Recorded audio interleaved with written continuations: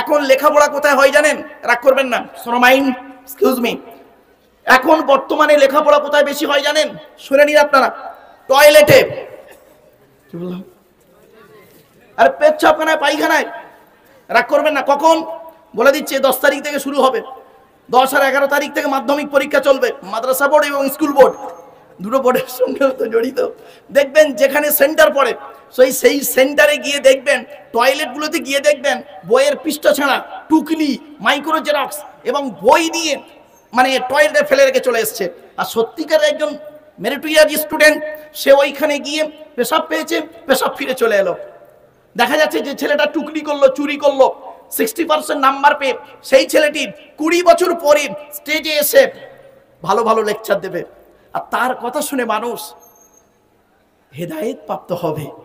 এটা বিশ্বাস করাটা কেমন জানেন? কাঁঠালের আমসত্ত্বের মতো। আপনারা খেয়েছেন? মুর্শিদাবাদের মানুষ কাঁঠালের আমসত্ত্ব খেয়েছেন? আরে ভাই বলুন না, হ্যাঁ না কিছু একটু বলুন না। খাননি না? আরে হয় না তা খাবেন কি?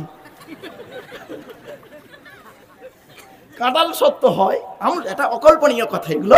চলুন, কাঁঠালের আমসত্ত্বের মতো। চলুন এবার আসছি এস থেকে স্টাডি, টি থেকে ট্রুথফুল, ইউ থেকে ইউনিটি আনকমন, ডি থেকে ডেভোরিয়াস, ই থেকে এফিসিয়েন্ট, এন থেকে নোবেল, টি থেকে টিপটপ। এতগুলি গুণে গুণান্বিত ব্যক্তিকে বলা হয় স্টুডেন্ট, যাকে তাকে স্টুডেন্ট বলে না। চলুন এবারে শিক্ষাটা দেবে কে? যিনি দেবেন তাকে বলা হয় teacher. Hui is teacher? K teacher? ওই 10টায় গেল, 4টেই এলো, 1 তারিখে মাইনে উঠলো, ব্যাংক থেকে তুলে নিল, এটা কোনোদিন টিচার বলে না। চলুন একটু এগিয়ে যাই। TEACHER, টি থেকে ট্রেনার, প্রশিক্ষণ প্রাপ্ত হতে হবে তবেই তুমি টিচার। ই থেকে ইগারডি, আগ্রহী হতে হবে তবেই তুমি টিচার। এ থেকে এবিলিটি, দক্ষতা থাকতে হবে তবেই তুমি টিচার।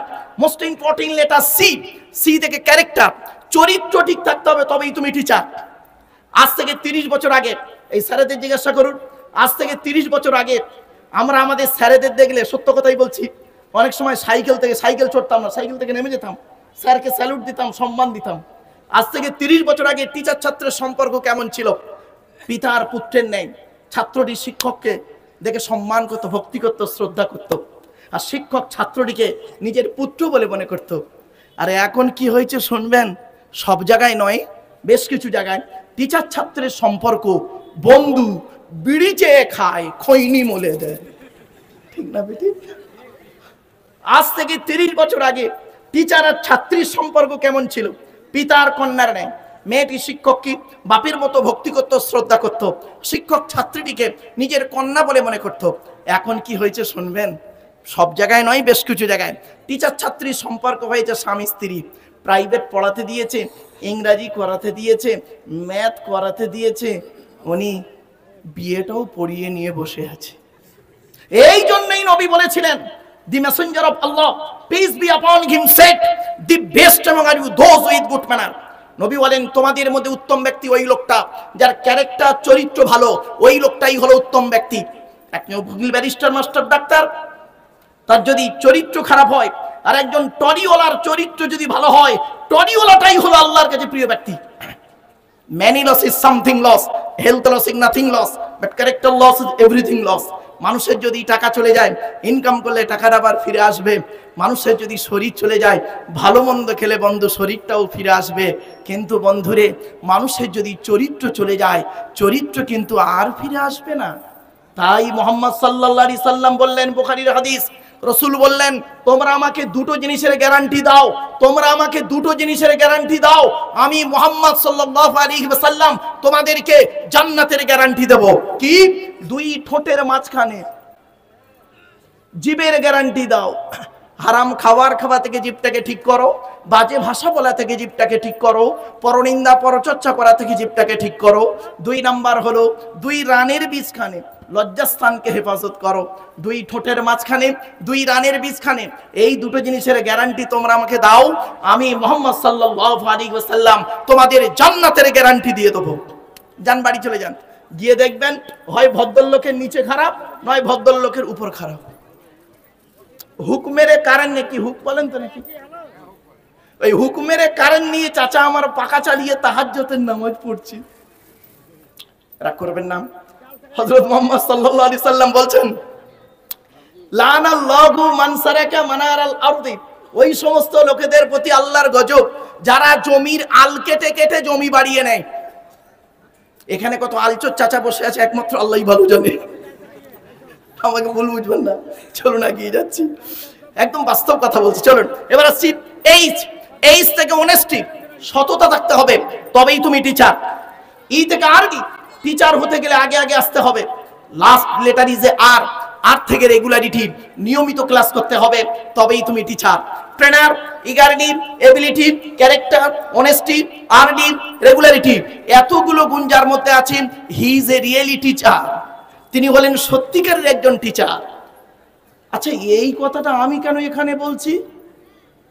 একটা ধর্মীয় সভাতে এই কথাটা কেন বলছি? নিশ্চয়ই কিছু রিলেটেড আছে। চলুন, আল্লাহ নবী বললেন, ইন্নামা বুইস্তু মুআল্লিমা, দুনিয়ার মানুষ মুহাম্মদ সাল্লাল্লাহু আলাইহি ওয়াসাল্লামকে আল্লাহ পাক বিশ্বের মানুষের টিচার করে পাঠিয়েছে। আমি আব্দুল্লাহির মারুফ একজন টিচার, বিশ্বনবী মুহাম্মদ সাল্লাল্লাহু আলাইহি ওয়াসাল্লাম তিনি একজন টিচার। বিটুইন ফার ডিফারেন্স, অনেক পার্থক্য। ছোট্ট একটা উদাহরণ দিয়ে দিচ্ছি। আচ্ছা বাবু, আপনাদের এই মুর্শিদাবাদে এমন কোন টিচারকে দেখেছেন, এমন কোন কলেজের প্রফেসরকে দেখেছেন, এমন কোন ইউনিভার্সিটির লেকচারারকে দেখেছেন যিনি 60 বছর বয়স পর্যন্ত চাকরি করেছেন, করার পরে তাকে যখন জিজ্ঞাসা করা হলো, স্যার আপনি এই কলেজ বা ইউনিভার্সিটিতে 60 বছর বয়স পর্যন্ত চাকরি করেছেন, আপনার 60 বছর বয়সে যতগুলো স্টুডেন্ট পড়িয়েছেন, ছাত্র এবং ছাত্রী, প্রত্যেকটা 100% পারফেক্ট? আর তিনি বলতে পারবেন বুকে হাত দিয়ে যে আমি যত ছাত্রছাত্রী পড়িয়েছি জীবনে সবকটা প্রত্যেকটা 100% পারফেক্ট হয়েছে? বলতে পারবেন? আরে ভাই বলুন না, একটু কথা বলুন না। তবে এতটুকু তিনি বলতে পারেন যে আমার জ্ঞান মতে যত স্টুডেন্ট পড়িয়েছি 99% ভালো হবে, 1% দুই একটা চোচ্ছাচোর বদমাশ হলে হতে পারে, 100% বলতে পারবেন না পারফেক্ট। কিন্তু এই পৃথিবীতে একজন টিচারের জন্ম হয়েছিল, এই পৃথিবীতে একজন প্রফেসরের জন্ম হয়েছিল, এই পৃথিবীতে একজন লেকচারারের জন্ম হয়েছিল, যার জন্মটা হয়েছিল 570 খ্রিস্টাব্দে 29 আগস্ট সোমবার, আর তার মৃত্যু হলো 632 খ্রিস্টাব্দে জুন মাসের 8 তারিখ সোমবার। এই 63 বছর ব্যক্তিটি পৃথিবীতে ছিলেন। এই 63 বছর জীবনে কোনোদিন মিথ্যা কথা বলেননি, 1 নাম্বার। 2 নাম্বার হলো যত ছাত্র ছাত্রী তিনি তৈরি করেছেন, ছাত্রদের নাম হলো সাহাবী আর ছাত্রীদের নাম হলো সাহাবিয়া।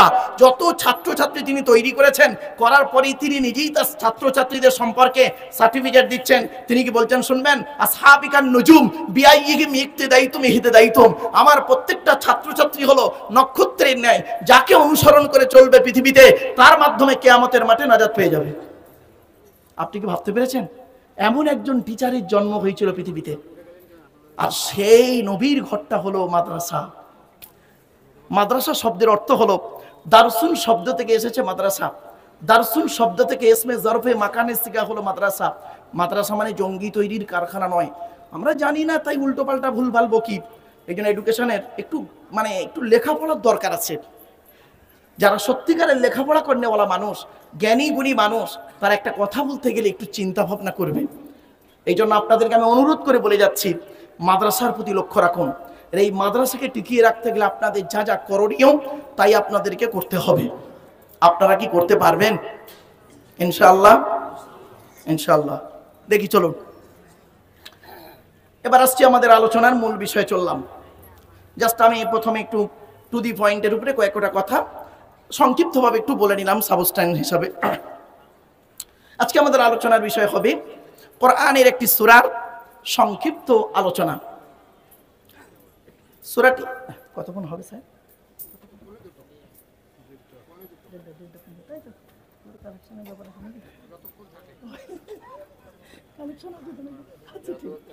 আচ্ছা ঠিক আছে, চলেন আজকের কোরআনের একটি সূরার আলোচনা রাখবো ইনশাআল্লাহ। তার আগে আমি বেশ কিছু কথা একটু বলে নিই। আমাদের আদি পিতার নাম হলো আদম আলাইহিস সালাতু সালাম, তাই তো নাকি?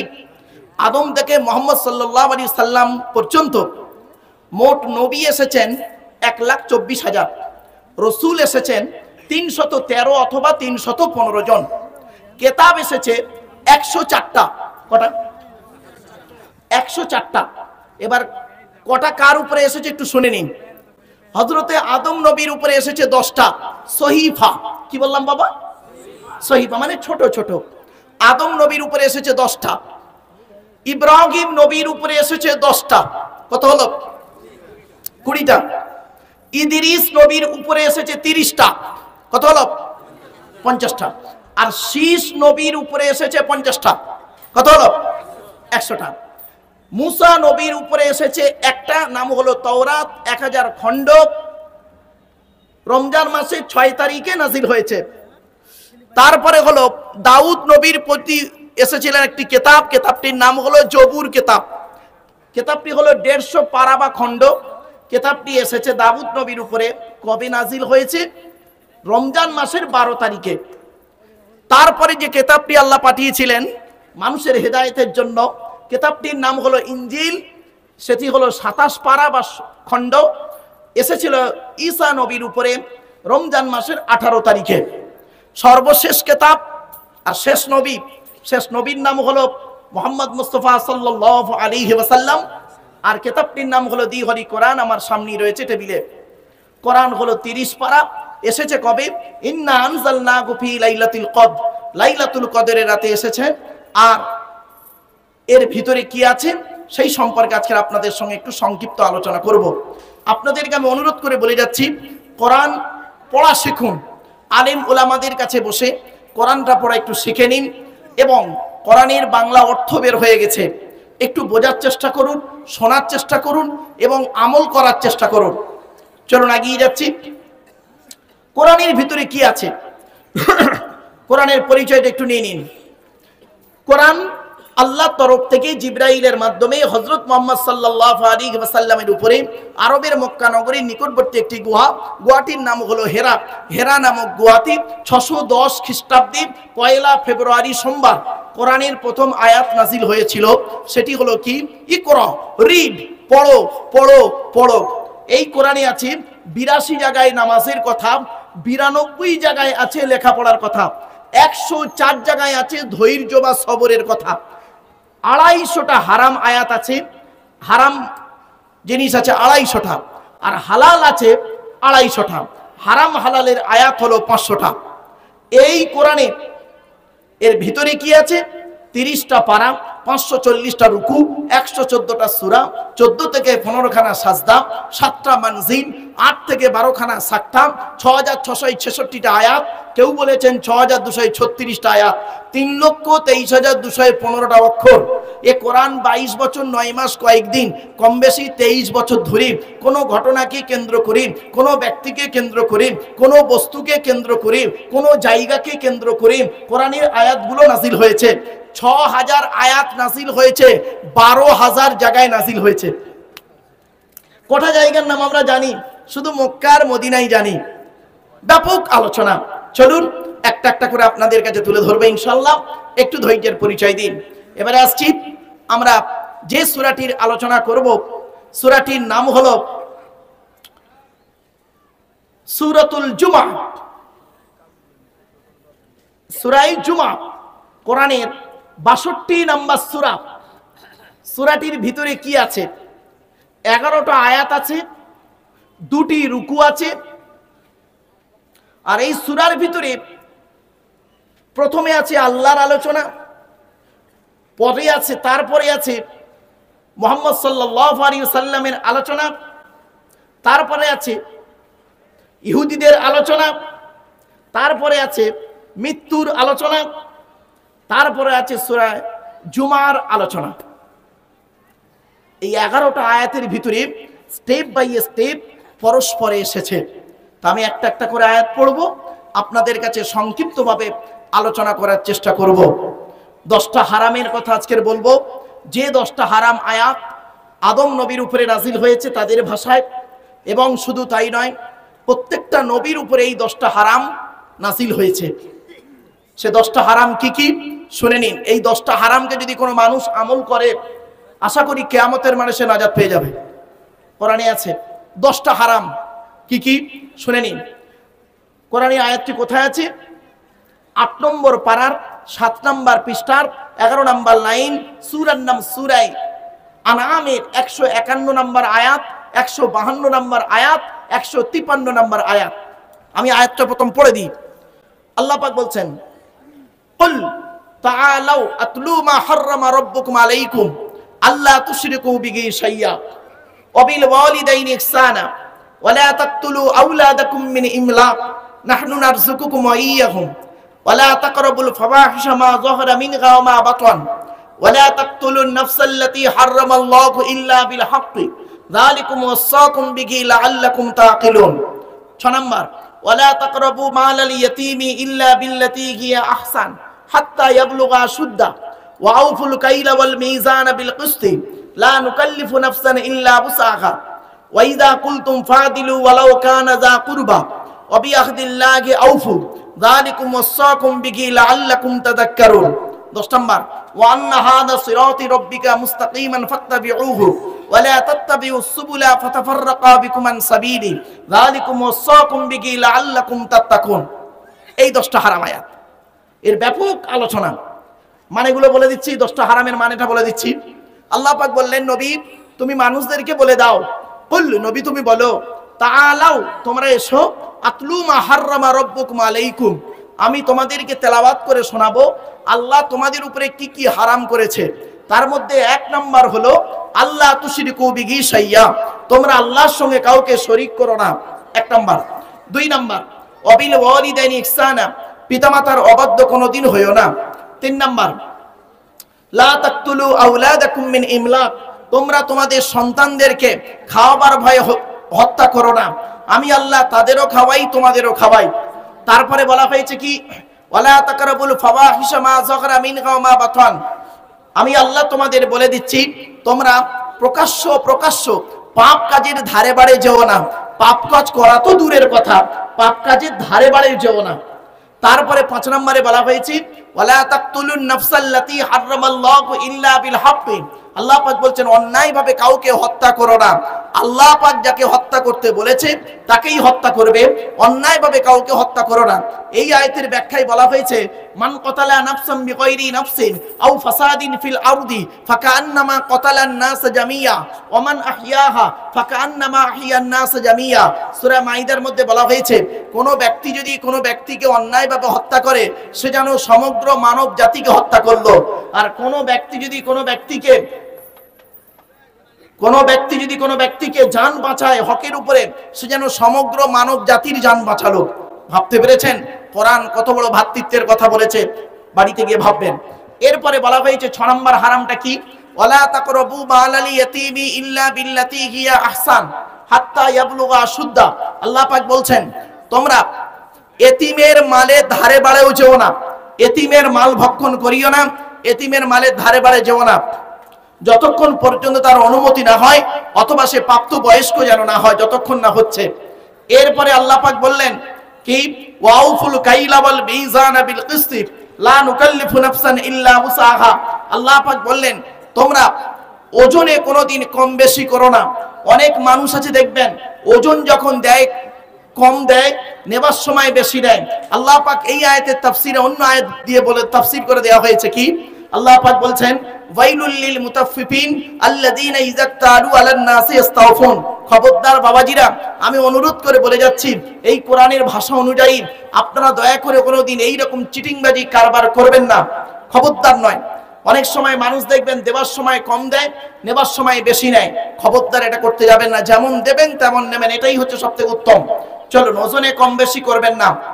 এরপরে বলা হয়েছে কি, ওয়াইজা, এটা খুব ইম্পর্টেন্ট কথা, ওয়াইজা কুলতুম ফাদিলু ওয়ালাউ কানা যা কুরবা, তুমি ন্যায্য কথা বলবে যদিও তোমার নিজের লোক হয়, তোমার নিজের বাপ যদি হয় অন্যায়কে অন্যায় বলো, তোমার মা যদি খারাপ পথে চলে তুমি অন্যায়কে অন্যায় বলো, তোমার স্ত্রী যদি খারাপ পথে চলে তুমি তোমার স্ত্রীকে অন্যায়কে অন্যায় বলো।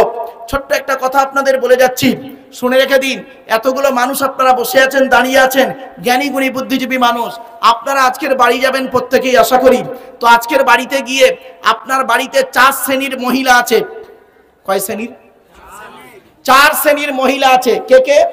আপনার মা, আপনার বোন, আপনার মেয়ে, আপনার স্ত্রী।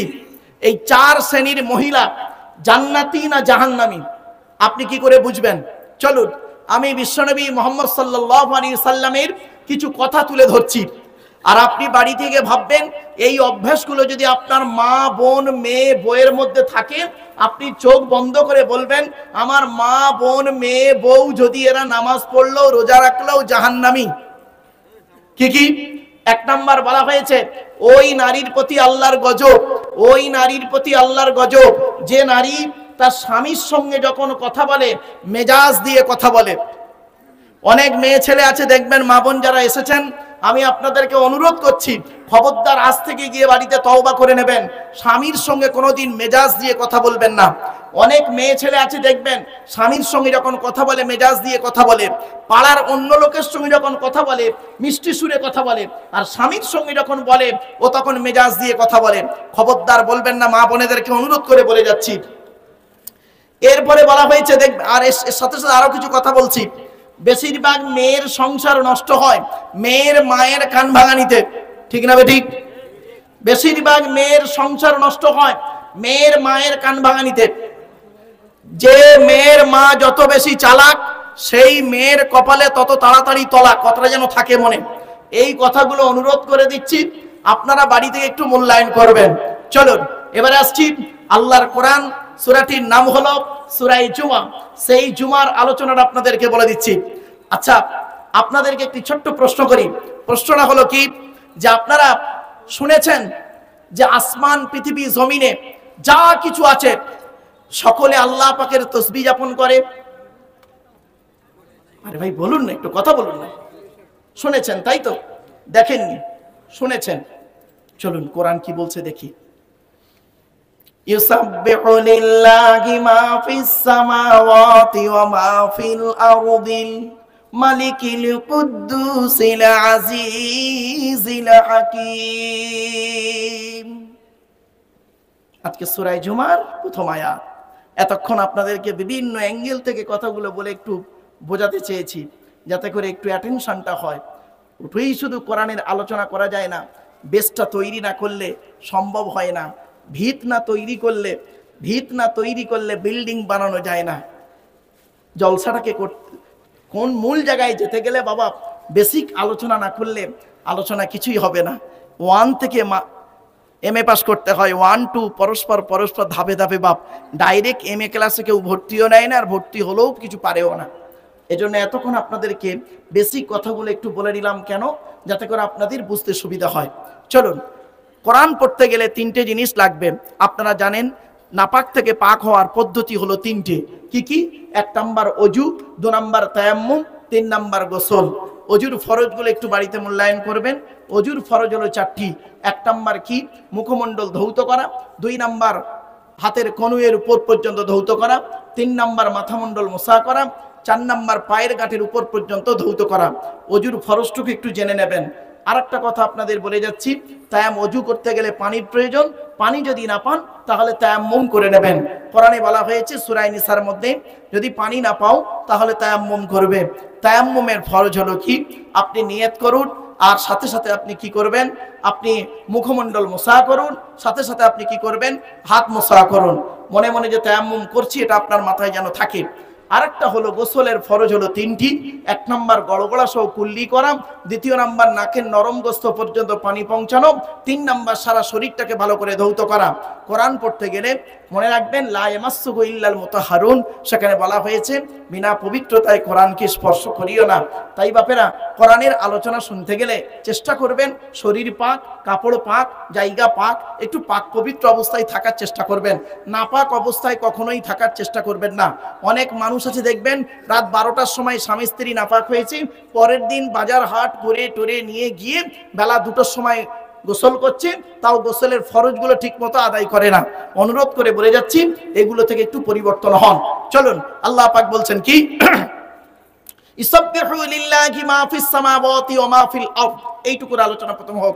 আল্লাহ বলছেন আসমান, পৃথিবী, জমিনে যা কিছু আছে সকলে আল্লাহ পাকের তাসবিহ যাপন করে। এখন তারা তসবিহ কিভাবে পড়ে? এই আয়াতের তাফসীর অন্য আয়াত দিয়ে আল্লাহ করে দিচ্ছেন। মনে রাখবেন কোরআনের তাফসীর কোরআন দিয়ে হয়, কোরআনের তাফসীর হাদিস দিয়ে হয়, আর কোরআনের তাফসীর কেউ মন গড়া করতে পারে না। বিশ্বনবী মুহাম্মদ সাল্লাল্লাহু আলাইহি ওয়াসাল্লাম বলেছেন, মান ফাসসারাল কুরআনা বিরাইহি ফালিয়াতাবাওয়াহু মাকআদাহু মিনান নার। আল্লাহ রাসূল বলেছেন, যে ব্যক্তি কোরআনের ব্যাখ্যা তাফসীর মন গড়া করবে তার ঠিকানা জাহান্নাম করে নেবে। সুতরাং বাপেরা, কোরআনের আলোচনা কোরআন দিয়েই হচ্ছে। দেখুন, কোরআনের আলোচনা হাদিস দিয়ে হবে। তাই আল্লাহ রাব্বুল আলামিন এই আয়াতের তাফসীর অন্য আয়াত দিয়ে করে দিচ্ছে। দেখুন কিভাবে, তুসাব্বিহু লাহুস সামাওয়াতু সাবউ ওয়াল আরদু ওয়া মান ফীহিন ওয়া ইন মিন শাইইন ইল্লা ইউসাব্বিহু বিহামদিহি ওয়ালাকিন লা তাফকাহুনা তাসবিহাহুম। 15 নম্বর পারার 5 নম্বর পৃষ্ঠার একেবারে 4 নম্বর লাইন, সূরার নাম সূরা বনী ইসরাঈল। আল্লাহ বলে দিলেন, আসমানে পৃথিবী জমিনে যা কিছু আছে সকলে আল্লাহ পাকের তাসবিহ যাপন করে। তোমাদের মধ্যে কম ব্যক্তি আছে, তারা এই তাসবিহ গুলো বুঝতে পারে। আল্লাহ পাক যাদেরকে এই তাসবিহ শোনার ক্ষমতা দিয়েছেন তারাই কেবলমাত্র শোনেন, অন্য আদার্স কোনো মানুষ পারবে না। অনুরোধ করে বলে যাচ্ছি, গাছ কিভাবে আল্লাহকে ডাকে, মাছ কিভাবে আল্লাহকে ডাকে, কিভাবে জীবজন্তু আল্লাহকে ডাকে একবার চিন্তা করে দেখবেন। রাতের বেলা বাড়ি যাবার সময় দেখবেন তেঁতুল গাছের তলায় গিয়ে দেখবেন পাতাগুলো মরে গিয়েছে, খিরিস গাছের তলায় গিয়ে দেখবেন পাতাগুলো মরে গিয়েছে। লজ্জাবতী গাছ বলে একটা গাছ আছে, স্পর্শ করবেন পাতাটা আস্তে আস্তে মরে যাবে। সূর্যমুখী ফুল বলে একটা ফুল আছে, আজকে রাতের বেলা গাছের তলায় গিয়ে দেখবেন ফুলটা মাথা ঘেট করে নিচের দিকে করে আছে। আল্লাহ বলে, সকাল বেলা যখন হবে, আমার সূর্যের আলো যখন ওদের গায়ে পড়বে, তেঁতুল গাছ আস্তে আস্তে পাতাটা মেলে ধরবে, খিরিস গাছ পাতাগুলো খুলে যাবে, আর সূর্যমুখী ফুলটা মাথাটা তুলে আল্লাহ আল্লাহ বলে তাসবিহ যাপন করবে। ইসাব্বিহু লিল্লাহি মা ফিস সামাওয়াতি ওয়া মা ফিল আরদি ওয়া হুয়াল আজিজুল হাকীম। আসমান পৃথিবী জমিনে যা কিছু আছে সকলে আল্লাহ পাকের তাসবিহ যাপন করে। দুঃখের বিষয়, মানুষ একটাই জাতি, মানুষ হলো এমন একটা জাতি, বিপদে পড়লে আল্লাহর ডাকে, আর বিপদ থেকে উদ্ধার হয়ে গেলে আল্লাহর ভুলে যায়। ঠিক না বেঠিক? এই বিপদে পড়লে আল্লাহর ডাকবে, বিপদ থেকে উদ্ধার হয়ে গেলে ভুলে যাবে আল্লাহ। বাস্তব কথাটাই বললাম। এরপরে আল্লাহ বলছেন, আল মালিক, আমি আল্লাহ হলাম মালিক। বান্দা, তুইও তো মালিক, তুই একটা কারখানার মালিক। তোর কারখানায় 20 জন কারিগর যদি কাজ করে, 2 জন কারিগর যদি তোর বিরুদ্ধে কোনো কথা বলে, কারখানা থেকে ঘাট ধরে বের করে দিস, তার কোনো কারখানার সুযোগ সুবিধা তাকে আর দিস না। আর আমি আল্লাহ এমন একজন মালিক যে ব্যক্তিদের এই সারা পৃথিবী হলো আমার তৈরি কারখানা, সারা পৃথিবী হলো আমার তৈরি কারখানা। এই পৃথিবীতে কত মানুষ আমাকে আল্লাহ বলে ডাকিস, কত মানুষ আমার সঙ্গে শিরক করে বসে থাকিস, কত মানুষ আল্লাহকে আল্লাহ বলে মানিস না। তবু আমি আল্লাহ, যারা আমাকে আল্লাহ বলে ডাকেন তাদেরও রিজিক ঠিক মতো পৌঁছে দিই, যারা আমার সঙ্গে শিরক করেন তাদেরও রিজিকটা পৌঁছে দিই। আমি আল্লাহ জানি বিচার একদিন হবেই হবে। বাড়ি থেকে ভাববেন, আমরা বাড়িতে সেফটির জন্য কি করি? সিসি ক্যামেরা লাগাই, তাই না? আরে ভাই বলুন না, বাড়িতে সেফটি রাখার জন্য কি করি? সিসি ক্যামেরা লাগাই। আল্লাহ বলে, বান্দা তুই লক্ষ্য করে দেখ, তোর বডির মধ্যে 2টো সিসি ক্যামেরা লাগিয়ে রেখেছি, 2 কাঁধে 2 ফেরেশতা, চোখ দুটো বন্ধ হলে পেয়ে যাবেন। বাড়ি থেকে ভাববেন, বন্ধু, এই যুবক ছেলে, কোন কাজে তুমি যাচ্ছ, কোন জায়গায় যাচ্ছ, কি কাজ করছো, কি পাপ করছো, সাবধানে করো। 3টে জিনিসের হিসাব দিতে হবে। জ্ঞানী, জ্ঞানের হিসাব নেওয়া হবে তোমার। জ্ঞানী জ্ঞানের হিসাব দাও, ধনী অর্থের হিসাব দাও, আর যুবক যৌবনের হিসাব দাও। এজন্য যুবক ভাইদেরকে বলে যাচ্ছি, বাবা তোমরা অনুরোধ করে এই পাপ কাজ থেকে দূরে সরে থেকো।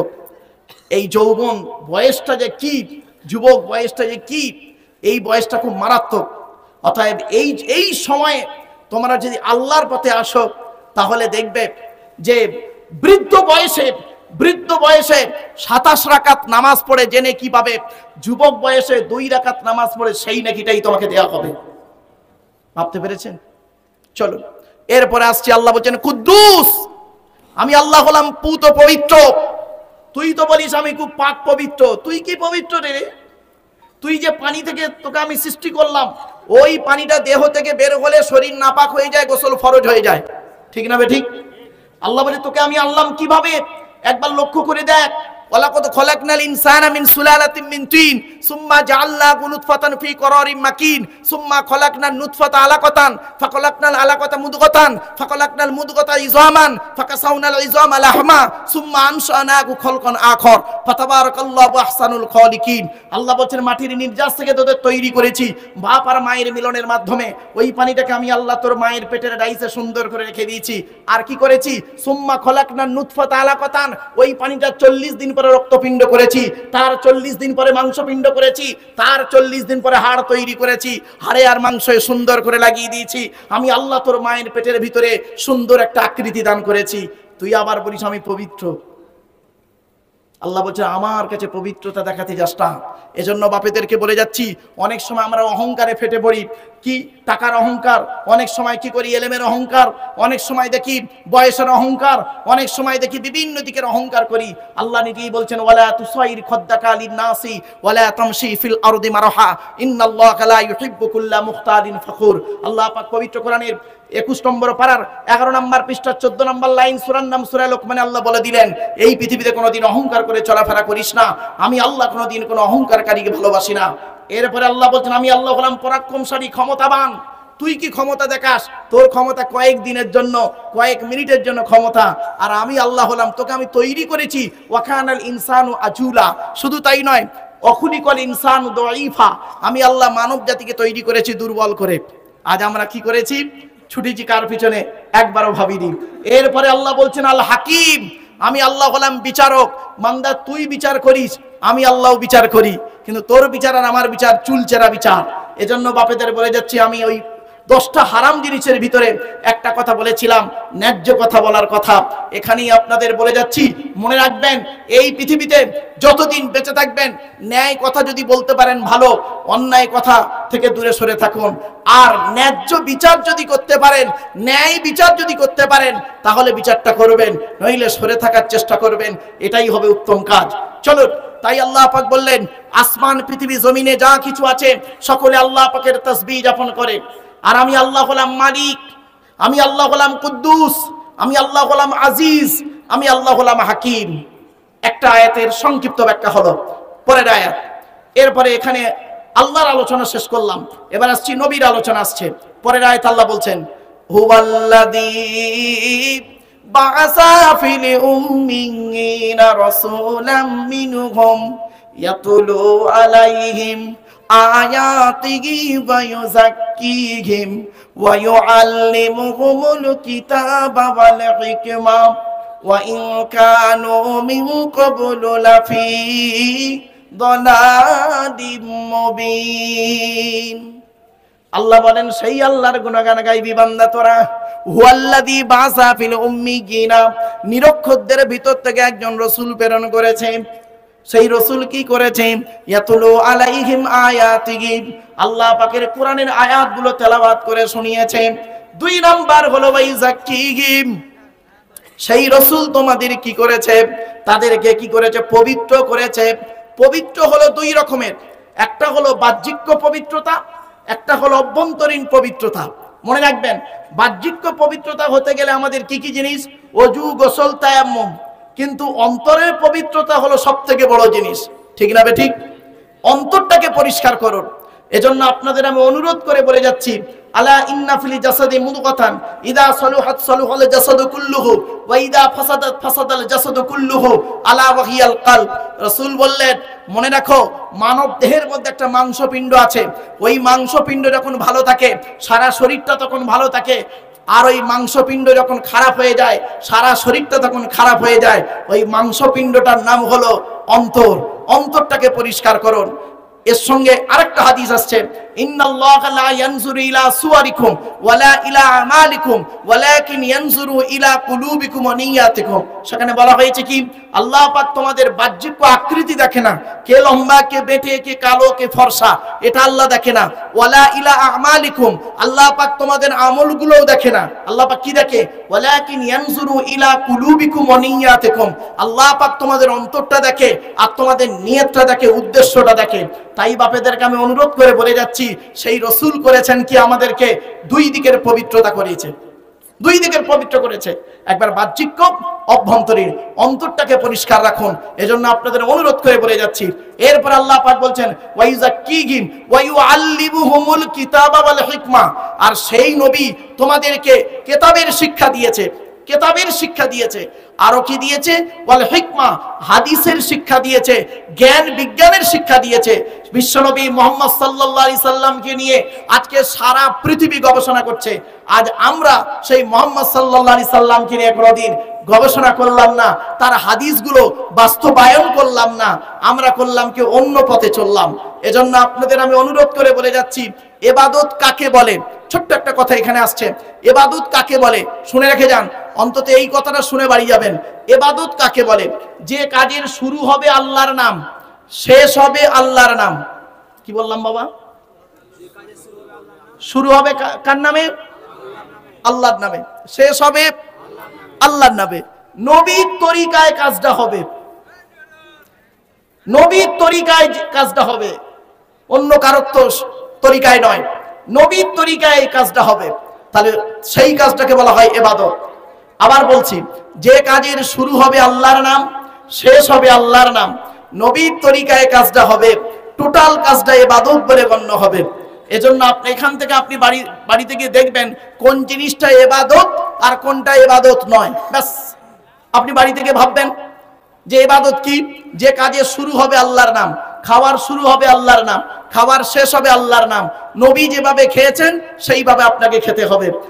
আপনি ঘুমাবেন, ঘুমানোর শুরু হবে আল্লাহর নাম, ঘুম থেকে উঠে বলবেন আল্লাহর নাম। কেমন ভাবে ঘুমাবেন? মুহাম্মদ সাল্লাল্লাহু আলাইহি সাল্লাম যেভাবে ঘুমিয়েছেন সেইভাবে আপনাকে ঘুমাতে হবে। ব্যবসার শুরু হবে আল্লাহর নাম, ব্যবসার শেষ হবে আল্লাহর নাম। কেমন ভাবে ব্যবসা করবেন? মুহাম্মদ সাল্লাল্লাহু আলাইহি সাল্লাম যেভাবে ব্যবসা করতে বলেছেন, যেভাবে করেছেন সেইভাবে ব্যবসা করুন। শুধু তাই নয়, জলসা শুরু হবে আল্লাহর নাম, জলসা শেষ হবে আল্লাহর নাম। কিভাবে, কার তরিকায় হবে? নবীর তরিকায় জলসাটা হবে। মুহাম্মদ সাল্লাল্লাহু আলাইহি সাল্লাম কিভাবে জলসা করতেন শুনে নিন। বুখারীর হাদিস, আব্দুল্লাহ ইবনে মাসউদ রাদিয়াল্লাহু তাআলা আনহু থেকে হাদিসটা রওয়ায়াত। আল্লাহর নবী মুহাম্মদ সাল্লাল্লাহু আলাইহি সাল্লাম তিনি করতেন কি? বৃহস্পতিবার দিনগত রাতে এশার নামাজের পরে সাহাবীদেরকে নিয়ে ওয়াজ করে শোনাতেন। নবীজির ওয়াজ কেমন ছিল? টু দি পয়েন্টের উপরে নবীজির ওয়াজ ছিলেন। নবীজি টুকটুক টুকটুক করে মানুষকে বুঝিয়ে কথাগুলো বলতেন। আর যে মানুষ বুঝতে পারতো না তিনি বলতেন, যেটা আমি বুঝতে পারলাম না দয়া করে একটু খুলে বলবেন। বিশ্বনবী মুহাম্মদ সাল্লাল্লাহু আলাইহি সাল্লাম তিনি করতেন কি? সুন্দর করে তাকে বুঝিয়ে দিয়ে বলতেন, তুমি এবার বুঝতে পেরেছো? তারপরে যখন ওই ব্যক্তিটি বলতো জি হ্যাঁ বুঝতে পেরেছি, তখন নবীজি অন্য আলোচনায় যেতেন। এটা হলো নবীজির ওয়াজ। তাই বাপেরা, অনুরোধ করে বলে যাচ্ছি, এই কোরআনের মাহফিল, হাদিসের মাহফিল, আপনারা 2 দিন ব্যাপী মাহফিলে অনেক সময় দিয়েছেন, অনেক অর্থ দিয়েছেন। আপনাদের কাছে আমি তেমন কিছু চাইবো না, ভয় নেই, টেনশন নেবেন না। চলুন অন্তত সূরাটি আলোচনা শুনে যান। অন্তত চাঁদা দিতে হবে না আপনাদের বাবা, অত টেনশন নেই। অন্তত সূরাটির আলোচনা শুনে যান শুরু থেকে শেষ পর্যন্ত। আর আল্লাহর দরবারে কিয়ামতের মাঠে যেন এটাই বলতে পারেন, আল্লাহ ইসলামপুর মার কাছে গিয়ে একটা সূরায় জুমার কোরআন